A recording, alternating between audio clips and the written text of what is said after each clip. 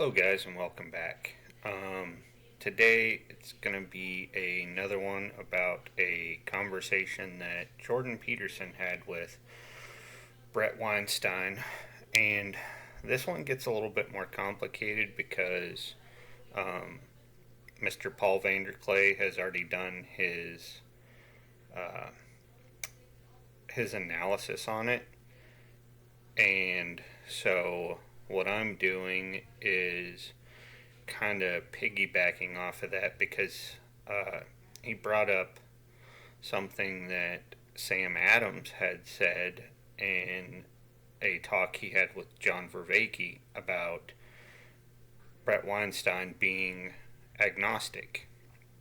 Sorry, not agnostic, gnostic. And I thought that was fairly interesting, and so did Paul because he's mentioned it more than once. Um, but it's of high interest to me because I see an overlap in what Bret is saying with something that is very familiar to me as a lover of the Transformers movies. And so I'm going to play a clip from one of the Transformers movies and a section of the discussion that Bret and Jordan had together, and then we'll just kind of go through my thoughts from there. And so I think I should probably start this by um, describing some of the story arc of the Transformers movies because that will kind of help set the backdrop of where my mind was going listening to this and listening to Paul's commentary on it and just kind of all of the above. Um, so, in the first two Transformers movies, the the backdrop is that there's been a war raging on the Transformers planet Cybertron, and that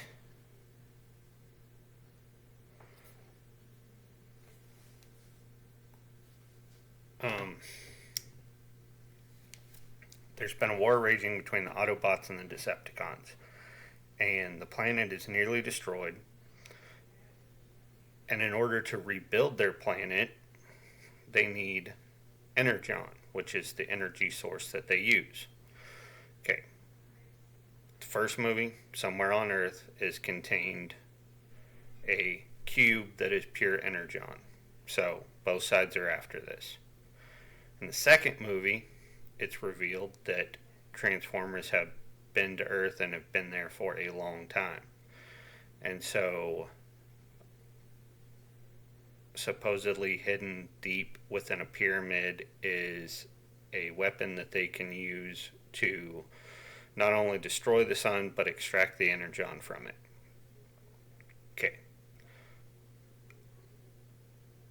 In the third movie, we introduce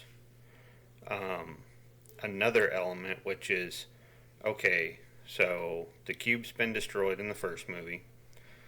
Second movie, they destroy the weapon that could harness the energon from the sun.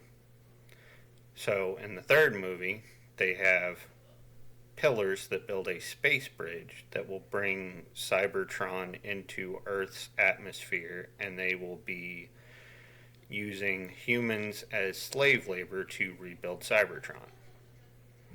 Okay. This plan is also defeated. But in the process, most of the world governments deem that the Transformers must leave Earth, like leave it behind.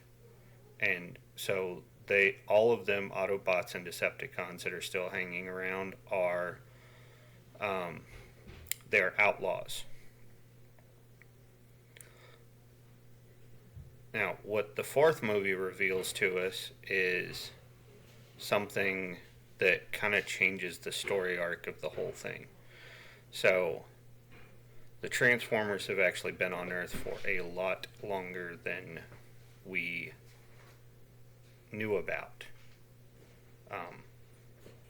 And their goal in the beginning was to use devices that they call a seed, which will transform any organic matter into the metal that is used to make them, which is transformium.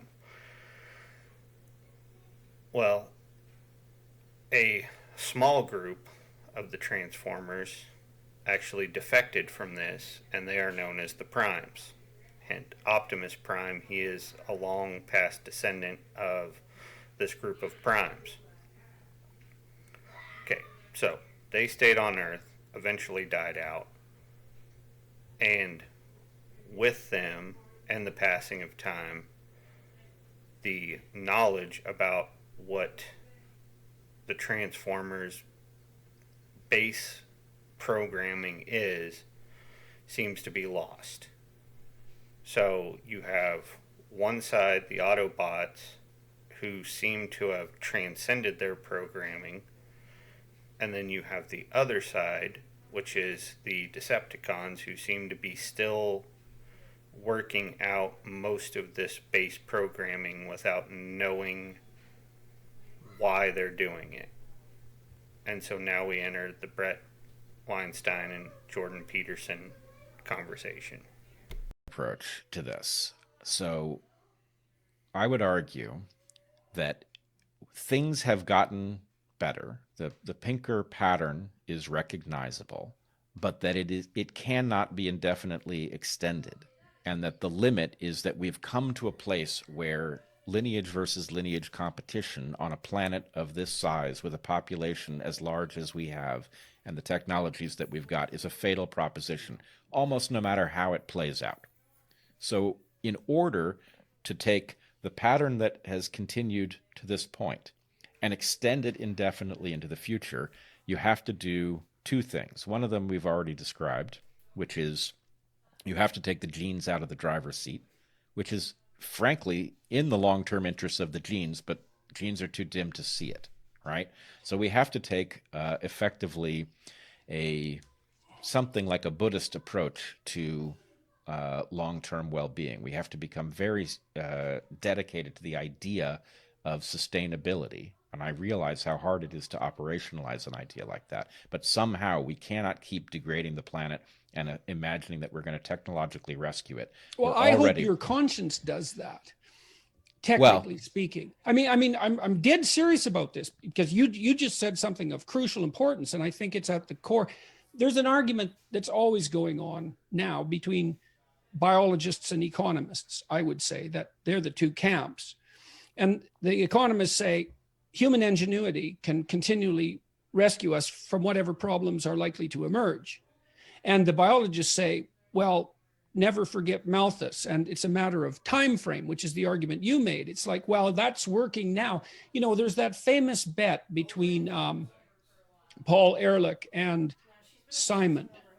And Ehrlich wrote The Population Bomb, a very pessimistic book. And he believed at that point, 68, I think, that there would be mass starvation and a terrible shortage of material resources by the year 2000. And he had a famous bet with Simon, who was a genius in his own right, certainly the intellectual match for Ehrlich. And Simon said, no, I'll bet you that everything will be cheaper and people will be less hungry. And Simon won the bet. Now, of course, Ehrlich could say, yeah, well, I got it wrong by 50 years, or I got it wrong by 100. Time frames deadly. Yep. So, but okay, we can take time frames seriously. I've been taking this idea of an intrinsic, evolutionarily determined, biologically based ethic seriously. And I think that the voice of conscience is the voice of sustainability and iterability speaking within. And it's not overwhelming. It's not overwhelming because you have to sacrifice the future for the present fairly often. It turns out that way, right? Because you have to you have to make snap emergency decisions that might not be in your best long-term interest, but the long-term interest speaks inside you. Agreed. And so, but less and less well as we have abandoned the mythology that used to undergird it.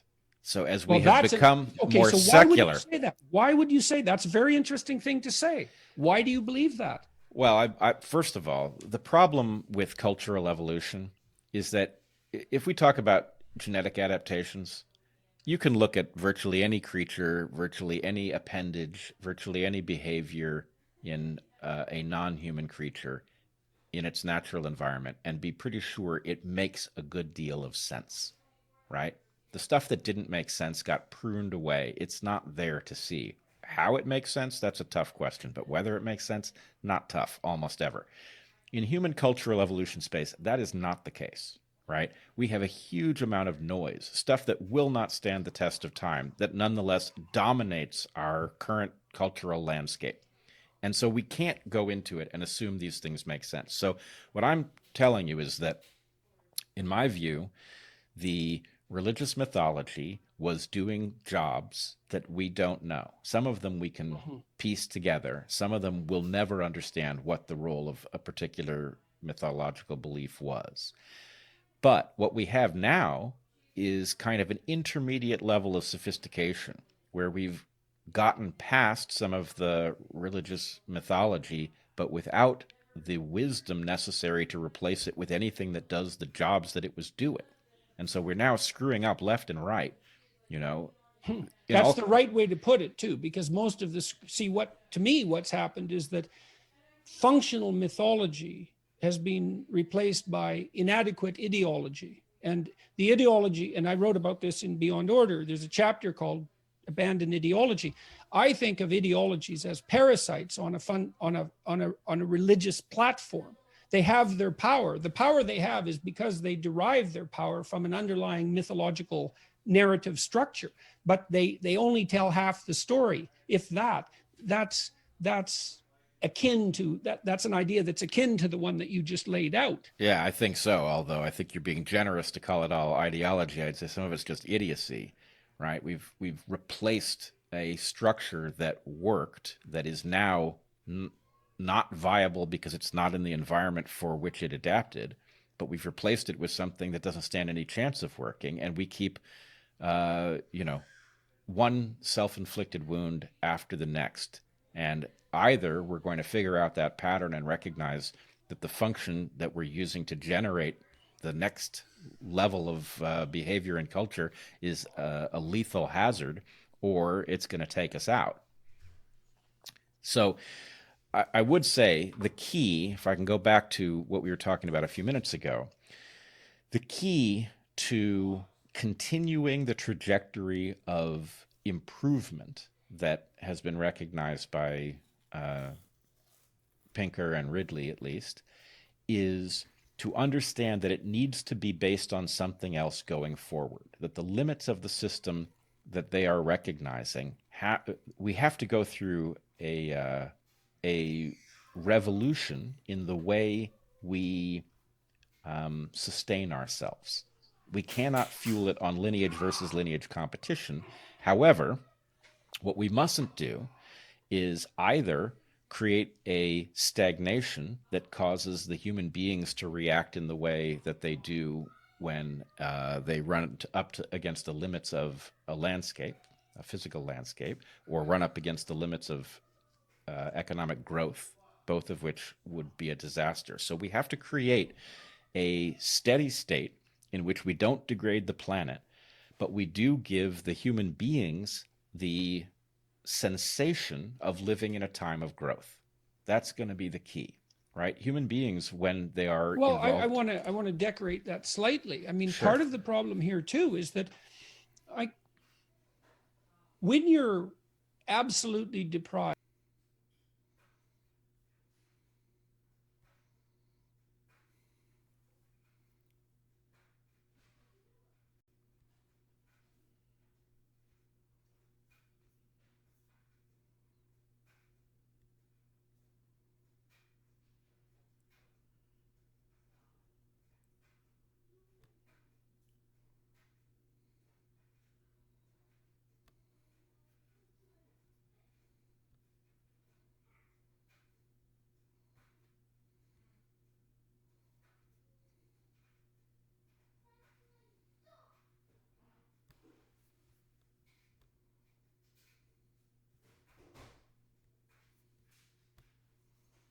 I feel sorry for you, Prime. Your allegiance to these humans. The trouble with loyalty to a cause is that the cause will always betray you. Who sent you here? Where do you think you came from? You think you were born? No. You were built. And your creators want you back. We all work for someone.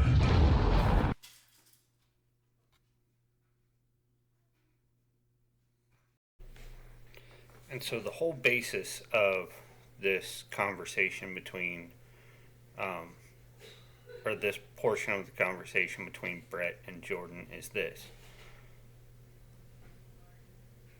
Bret is deeply Gnostic, and he just doesn't realize it, right? So he's saying,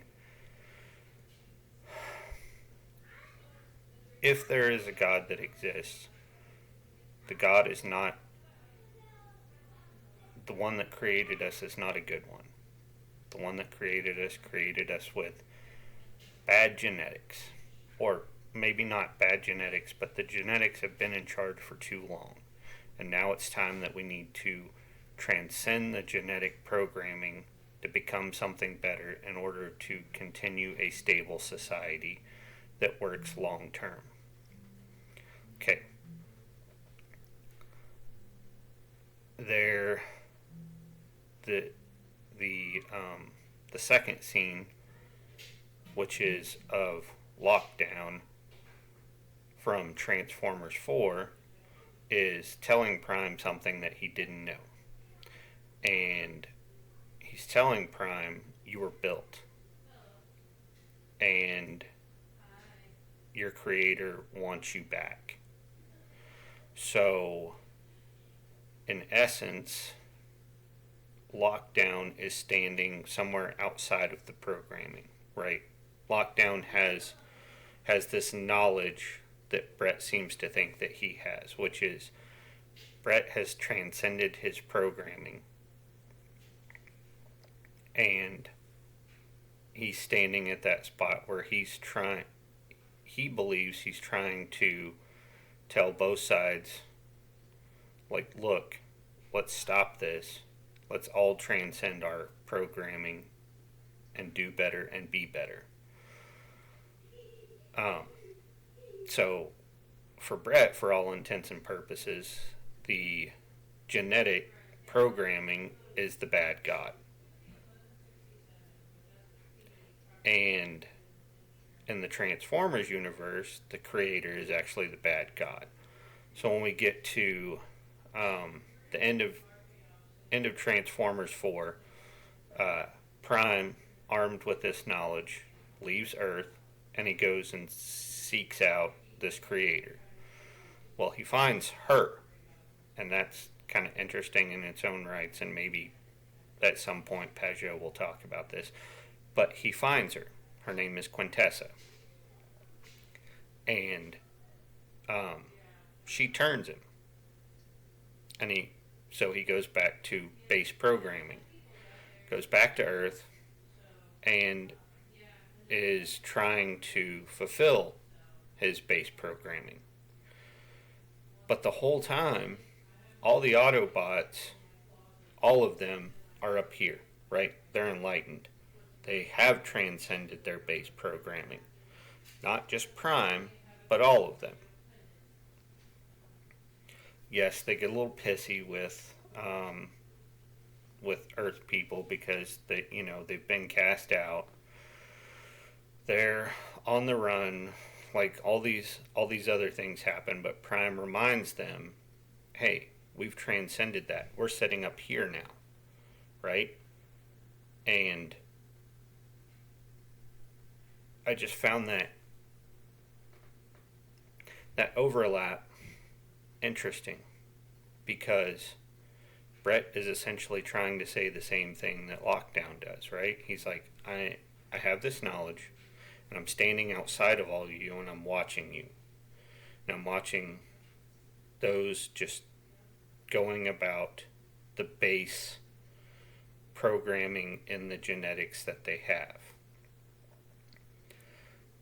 And what's telling is, He's saying it's been around so long that nobody knows why we're doing what we're doing, right? And he says, you know, like you, in standard evolution, he says it's hard to say that, hard to look at a creature and say, well, that piece doesn't fit or it's not useful. And so we already see this in the Transformers universe, right? Because here are the Primes, or Prime and the Autobots. They have transcended their programming, right? Now they're sitting above that. But they don't know why or how. They just know that they are. And down here are the Decepticons, who are still working out a base programming, or most of it. But they don't know why, and they don't know how. So neither side has the memory or the history of how they started. And it's very telling because Bret's saying that's where we're at right now, which I don't believe we are, but that's where he sees it. And so when I saw or listened to his whole conversation, I couldn't help but notice that. And that's all I have for this time, guys. Let me know what you think down in the comments. Thanks for listening along.